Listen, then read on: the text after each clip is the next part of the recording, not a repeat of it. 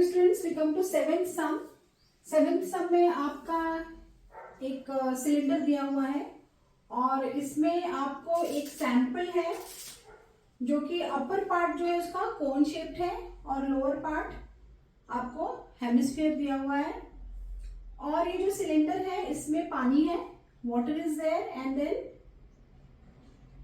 इसका height cylinder का 180 है, कोन का हाइट 120 है। Now what they have told कि this cylinder is with water. So you want to find the volume of water left in the cylinder if the radius of the cylinder is this, okay? And when this sample, ये जो sample है वो जब इसमें जाता है तो वो how much water is left.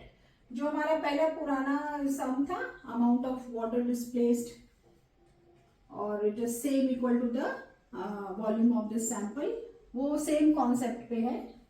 तो मैंने पहले यहाँ पे volume of right circular cylinder निकाल दिया है। इसका हाइट 180 दिया हुआ है तो मैंने 180 से इसकी हाइट निकाल दी है। पाई वैसे ही रहने दिया है। 60 इसका रेडियस दिया हुआ है।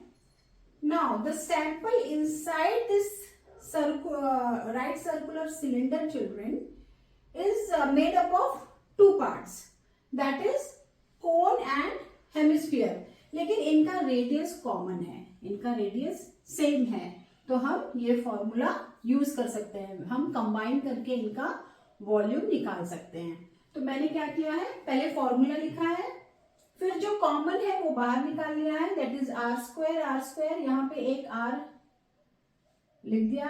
टू इज नॉट कॉमन तो 2 रहने दिया। 1/3 दोनों साइड्स में है तो मैंने उसको बाहर निकाल लिया।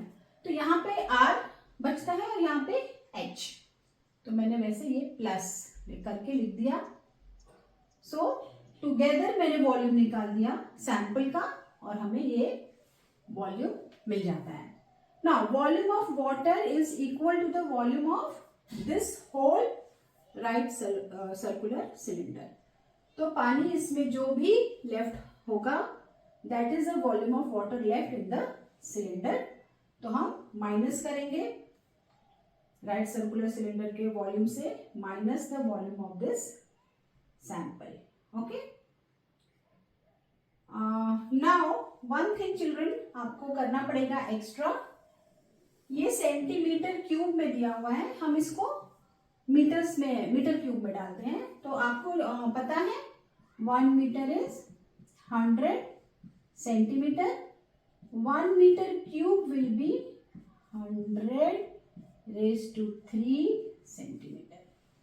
तो जब हम इसको मीटर में करेंगे तो हम कैसे डिवाइड करेंगे, 3 6 हमारे पास 4 zeros हैं यहाँ पे, अपॉन 100 इंटू 100 इंटू 100।